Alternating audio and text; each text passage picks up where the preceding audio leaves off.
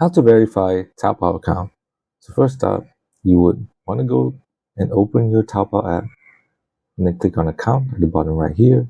Once you do that, go to the top right corner here, click settings.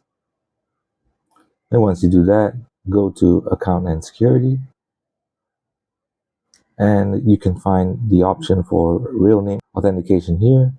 Click that. And once you're in this menu, you would want to click use other authentication methods at the bottom here. Click that. And you would want to use passport authentication if you're not a Chinese national. So click the second one here. And it'll say Alipay authentication not completed. So the only way for you to verify your account is via Alipay. So click on go to Alipay for authentication. Once you do that, you'll be prompted to link your Alipay account. And you will see a notification or prompt within Taobao to confirm the link with your Alipay account.